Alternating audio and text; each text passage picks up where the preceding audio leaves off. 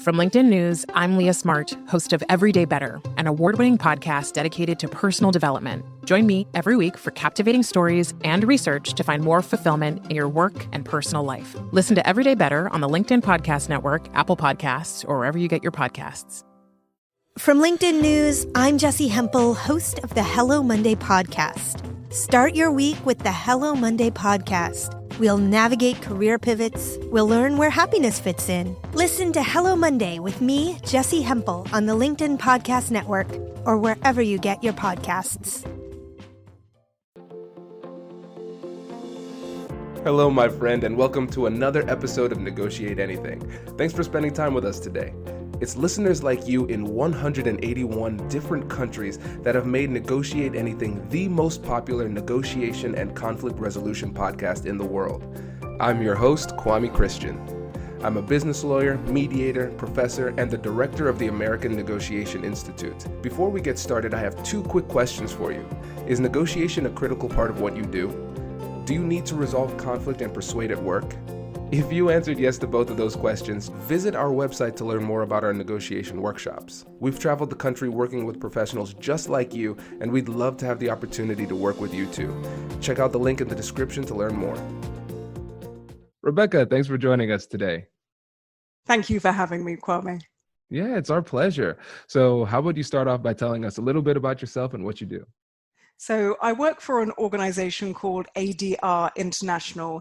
We're a procurement consultancy, small but global, and part of my role is to give advice about procurement teams and skills to multinational organizations around the world.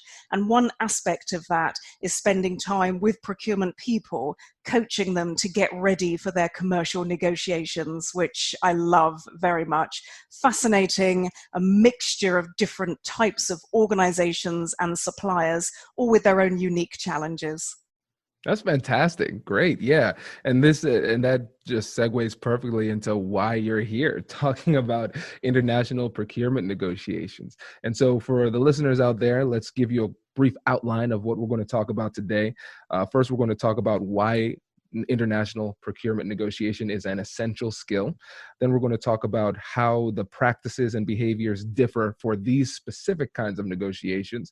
And then we're going to end up with talking about how we know we've been successful in international negotiations. So this is exciting, and it's a topic that we haven't talked about yet in particular on the show. So I'm excited to jump into it. So let's just start off with the first point. Why is international procurement an essential skill?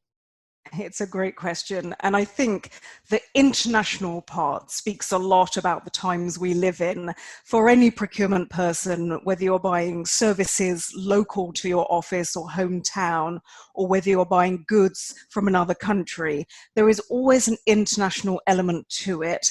Perhaps you're buying some IT services where the equipment has components that were made in another country, or you're buying some services where some consumables come from overseas.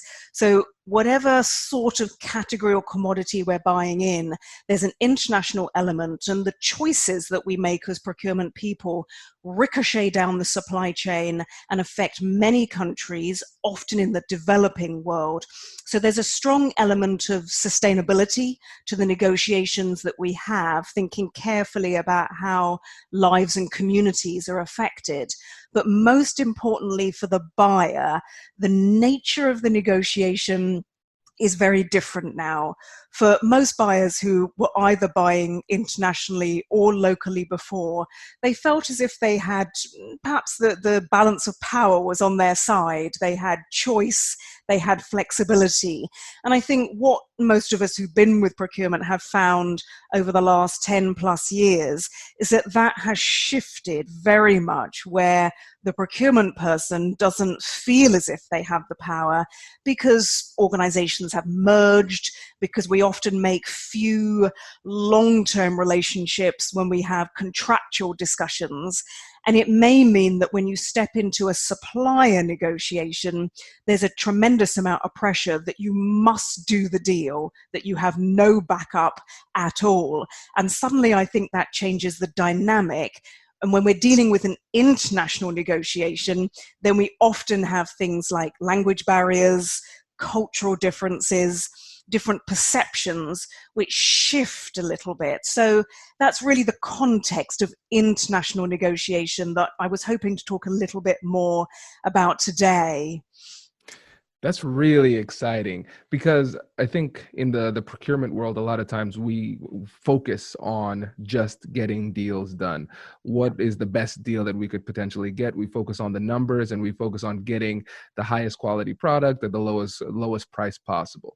But what you're saying really is that we have to kind of expand our perspective on what we're doing in these negotiations, because there's going to be a ripple effect that not only affects our company, not only our supplier, but many other countries in developing nations, right? And we have to consider those things because they not only impact other people, but eventually, if we don't take a sustainable approach, the ripple effect will come back towards us, right? Absolutely, absolutely. And it's a huge responsibility that whilst you might be in an organization, as you say, working on a single deal, and there's pressure to save money on that deal, the choices that you make have this huge impact that we as buyers don't often see ourselves as a sort of global community, but there's millions of us around the world that are ultimately driving changes that could decide, where there is labor migration of individuals between countries and how companies choose to set their production schedules and design products in order to meet the needs of the buyer. So there's a massive choice going on. And this dynamic of the power balance that we see in negotiation means that often as buyers, it's our role to somehow sort of reverse market to suppliers to try and become a customer of choice, and to ensure that really we're the company who gets loyalty, we're the ones who kind of secure innovation and commitment and superior performance. It's not the case that, yay, I've got money and everyone's going to come to me. Suppliers have a choice about which buyers they want to work with, and the choices about whether the buyer works in an ethical way, choices about whether the buyer is a good fit for their business. All of these things play into negotiation exactly as you say, so that the conversation is much wider than just the deal. And, sustainability is just as powerful at home when I'm making choices to buy from the community in which an organization is based in. We then maybe making choices, for example, to ensure suppliers sponsor local apprentices, or they're making sure they're working with small minority-owned businesses or veteran-owned businesses, which are just as important to ensure the diversity and health of that community as well. So, that global versus local buying choice always comes up in negotiation, as well as the buyer thinking, to what extent am I the customer of choice? So the key thing for that procurement person is really to think about segmenting their existing suppliers into different groups based on how critical that supplier is to the organization. And criticality is partly about the sustainability piece, about the local versus global. And it's partly about to what extent that supplier affects the profitability, the success, the reputation of your business. And there'll always be a handful of strategic vendors who really do have a massive impact on your business. And they are the ones who deserve a very different style of negotiation, I think. Absolutely the sort of style where we are using the compassionate listening framework that you promote in your book, that I'm a massive fan of thinking, emotion first and listening compassionately and carefully, and assuming that joint problem solving is the right way to go ahead. That it sometimes feels counterintuitive for buyers who want to just get that deal and save some money, to have to turn that around and think about, treat the negotiation as a journey, and we may not necessarily resolve or achieve all of our needs in one discussion, but through the course of that long-term relationship with a strategic partner, we are both moving towards some of the mutual goals that we've designed. So I'm a big fan of that framework as a really effective way of engaging closely with those few segmented suppliers who we've identified as business critical. Wow. So, listeners, you remember sometimes when I remember to do it, I talk about the 5-star point. So, always try to listen to the episode and say, what is the one point that's worth 5 stars? And then I encourage you to write a 5-star review. Well, I have my 5-star point, and that is Rebecca likes my book. So, thank you. You're welcome. It's the real deal. It's great stuff.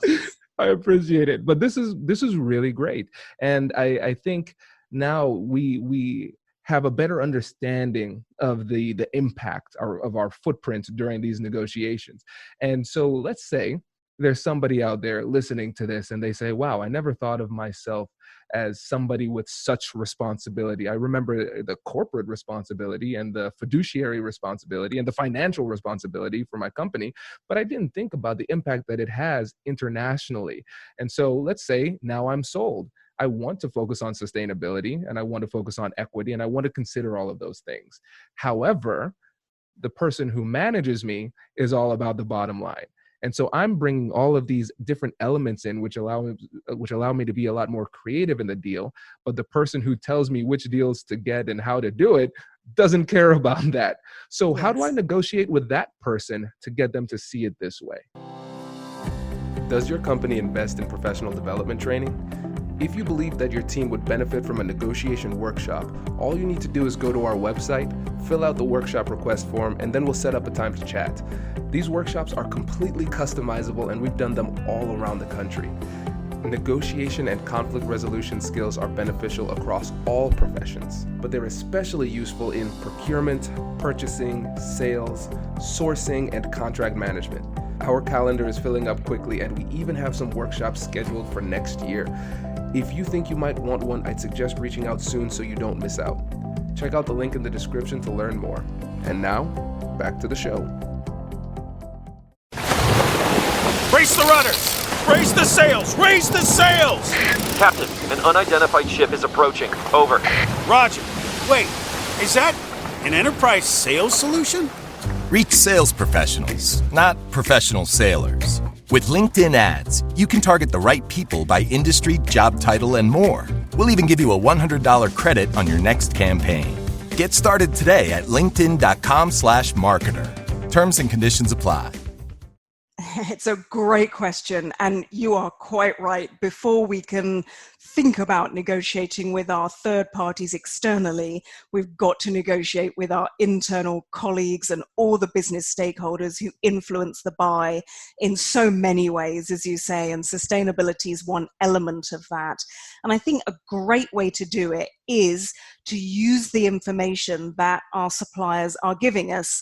The reason why we've chosen to use suppliers instead of just doing the work ourselves is because we believe they are experts. They know the market and they know the products and services better than we can, and they give us access to advantage that we can't do by ourselves. So why not access their knowledge about their own supply chains, about what they are doing to support small and medium-sized businesses or to engage with overseas communities, because there are massive wealth of information and data. Back to the listening, right? You said it. You listen, you learn along the way. So making use of the supplier information really helps to form that business case internally. And I don't see those internal conversations in any way as barriers or any sort of area of conflict. Quite the opposite. The more opportunities we have to negotiate internally, the more chance we have to build those relationships, to establish rapport, and to find a way of working that ultimately, when we negotiate and we've got to hand over that deal to our colleagues internally to manage on a day-to-day basis, they totally get it. They're bought into it. They know the right behaviors to use that match the relationship that we're looking for. And if that does include things like conflict resolution and problem solving, let's make sure they've got those skills early. And the best way to get those skills out into the community is through negotiation. That's exactly what negotiation is all about.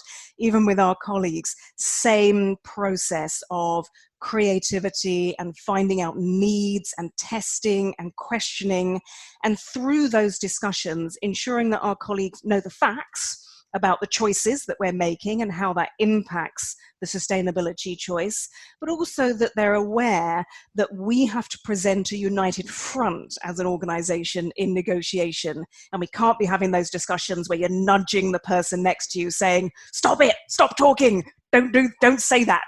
You know, we've got to come together before the external negotiation and agree a team approach, because when we condition effectively and we can, you know, hand over to our colleagues and say, hey, you know, my colleague has a perspective about that too, and you're completely saying the same narrative, that same story is coming through about your needs, it's powerful. So to me, those conversations about sustainability are a wonderful vehicle and a gateway to engage the supply market and get their expertise, and to engage our internal colleagues. So I see it as an absolute benefit for everybody. Oh, this is great. I feel like our whole episode could be on that. So I think true. that might be the next time you come back, we'll go deeper into this. That's fantastic. And so when we talk about, and shifting into the second point here, when we talk about international negotiations versus our standard domestic negotiations, what are some of the key differences that we need to keep in mind between those two types of negotiation? Yeah, it's a great point, getting into cross-cultural negotiation. And when we're speaking to people who maybe don't share the same first language as us and have different cultural references and perhaps slightly different accounting systems, all of these things impact the negotiation. And I think for all of our negotiators, again, something like the compassionate listening framework is a great starting point to ensure that the listening ears are on, that we're striving to listen more than we are to talk, so that we fully understand and give our cross-cultural counterparts an opportunity to really explore and explain, so we can get to the bottom of some of the root causes behind their positions or their needs or their goals. But also, I think, to take a bit of a step back when we're thinking about the need to explore and expand on emotion, because I think cross-culturally, emotion may have a slightly different role to play. It may well be that our colleagues from other cultures see talking about emotion as an irrelevance. They may see it as something a little threatening. They may think that it's soft in some way and that it's taking away from the business of negotiation. And so I think we need to approach it perhaps obliquely, from a slightly different perspective, because the reality is everybody still has these emotions. As human beings, we all feel the fear of rejection, the anxiety, the pressures from our boss, as you say, to secure the deal. This is true regardless of the country or the culture we're negotiating with. And the importance, I think, of allowing people to save face, to not feel pushed, insulted, as if they've been embarrassed into doing something. People talk about this perhaps in Asian cultures, but it is nothing that's unique to any culture. It is relevant for all humans, I think, that suddenly the importance of allowing people to save face and to not make them feel like you told me to do this, or that push my red button, when you implied that I wasn't an expert on this.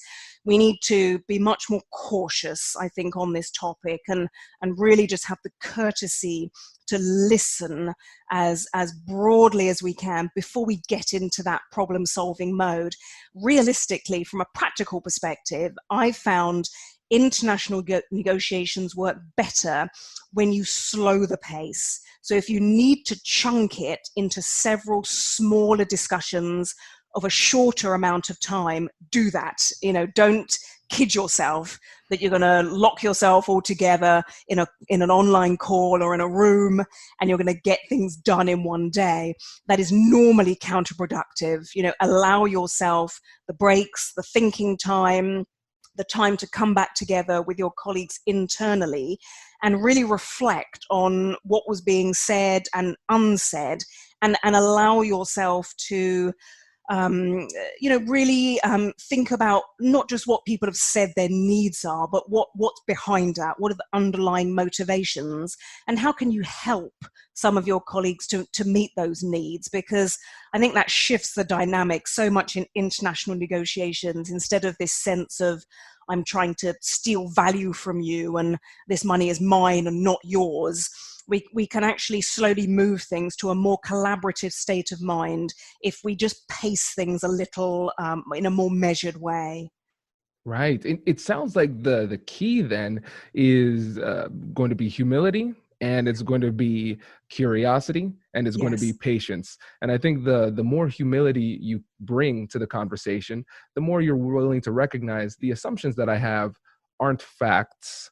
They're assumptions. They Yeah. might not be true. These are hypotheses that I can test through the discussion. And then that triggers the curiosity, because if you recognize, hey, I don't know everything, now I'm going to be more curious to learn. And that helps us to understand the culture of the person on the other side, which helps us to make fewer mistakes. And then when we get to patience, that helps us to slow down. If we're not so hungry for the deal, we can Exactly. slow down, and it makes us a lot less likely to make mistakes. Because the thing is, if we're dealing with somebody who is like us, they're from the same culture, the same country, it's easier for us to recognize potential issues. Yes. But if we're dealing with somebody who is in a different culture, they see things differently. We might think everything's okay, Yes. but we're not trained to see those issues. And if we go too quickly, we can't reconcile the situation. We can't slow things down and rectify the mistakes that we've made. And sometimes those mistakes could kill the deal, kill the relationship. And so slowing down would help to make sure that you can avoid those mistakes or stop sooner when you are making the mistake. Exactly. And, Kwame, I think you're so right when you talk about this sense of someone in the same culture. We may feel as if we have lots in common, but I think in international negotiations, we must be cautious that we don't mistake that rapport for trust. It just because somebody happens to have things in common with us and we can say, oh, that's the soccer team that I support too, it doesn't automatically mean it's a great deal or we're going to have a successful business relationship together. We've got to be quite tough on ourselves, I think. And as you say, not assume that the facts are going to resolve things. And again, I love this in your book, treat the facts, you said, as stories and allow people to tell those stories and not to be insulted by thinking, well, their facts are different from mine, but I'm right, so they must be wrong. It's a very different approach. And, all cultures, all humans have a wonderful ancient history of storytelling. We're all oral in our cultures. We all listen quite a lot because that's what we had to do before we could write anything down. We had to just listen and retell stories. It's such a human thing to do. I think when we embrace that in negotiation, cross-culturally, we find that we can suddenly open up avenues through stories that may not have been there when we were just talking about numbers and business cases. Right. And this point on culture gives us a really great opportunity to segue into the third point, which is how do we know whether or not we've done well in these negotiations? Because as this discussion has developed, it made me realize that sometimes financially you might say to yourself, wow, this was a great deal. I really nailed it on this deal. But then when you look down the road and you think about potential issues with sustainability, and you look at potential issues with the relationship because you might have inadvertently damaged the relationship because of a cultural faux pas. And so now I'm realizing when we're analyzing these international deals, there might be some new standards that we need to consider when evaluating our performance. So what types of things should we keep in mind? I think you're absolutely right. History suddenly judges us in a very different light. And I think if we have evaluated in a very holistic way, bringing in the total cost of the deal, because maybe the price was nice, but the cost of transitioning to the deal or the ongoing internal costs are huge, and we will pay much more in the long run than we'd hoped to do. I think from a cost perspective, from a sustainability perspective, and ultimately from a relationship perspective, recognizing that the relationship that we've both been building has value in its own right. And over the long term, relationship quality will be visible in the performance we see from that deal. When we see deals performing well and they're achieving the benefits they should do, the customer is satisfied, the feedback is great, there are no complaints, and we're not getting a variance in quality, that is because everybody has continued to invest in that relationship. They've continued to invest their proactive behavior. They've continued to problem solve long into the relationship. It's just become a great habit that the relationship managers just do, on a normal basis. And they've got that humility and courtesy that you mentioned to not assume that they know the answers if things have gone wrong, to ask, why did this happen? What were the circumstances by which this deal has gone awry? And what are the circumstances that we can bring on track? And to, again, just keep that dialogue and that discussion going, because for so many buyers, we can get easily stuck as procurement in a framework where we say it's the buyer's job to buy and it's the seller's job to sell. We have different jobs, we want different things. It is impossible for us to somehow achieve harmony and accord in our mindset. And I think success is where you feel so far removed from that mindset. It's been proven that you have made the choice to come together as a team, and you are now working effectively as a team, where we don't get hung up on, it was that person's accountability to follow up on that. There's just stuff that needs doing, and we do it, and we can resolve any issues that happen. And it's really fantastic to see those effective relationships, because people feel good about them and they want to be part of that team. It's like a great squad that they feel wonderful, proud to be a part of, instead of that buyer's job and seller's job, which is really just creating an environment of conflict, which rolls on down the years of the deal. So I see relationship quality being just as powerful as the actual outputs, those tangible things from the deal, like the costs and like the sustainability elements, which could and should be measured on an ongoing basis, because the world changes, as we know. Right. Oh, this is fantastic. And it makes you realize, too, that we need to consider the relationship, but also recognize that the relationship often can look like the stock market. They're going to be ups, they're going to be downs. And once you recognize there's a down, you can do some things to bring it back up. And sometimes what you can do is actually parlay those mistakes into opportunities to strengthen the relationship. And the way that you handle those difficult situations where things might not have gone as planned, maybe for some reason you didn't perform as well as you could, the way that you come back in those conversations and you apologize and you say, listen, this happened, what can we do to fix it? The way you can come back provides you with an opportunity to not only rebuild the part of the relationship that might have been broken, but if you do it really well, you might actually make the relationship stronger in the future as a result of it. You're absolutely right. And I love the way how you kept reiterating that importance of curiosity in the deal-making phase and beyond, because it may well be that things didn't quite turn out as planned. And rather than instantly jumping into the blame and the claims that we see and people claiming on warranties and the financial elements like, negative incentives and sanctions in deals, why not let's first establish, that's interesting that happened. I wonder why that was. And it might well be for all sorts of cross-cultural reasons in an international negotiation. When things get operationalized, the performance is slightly different in different countries because of regional variances or because the governance environment's different, and that can catch us off guard a little bit.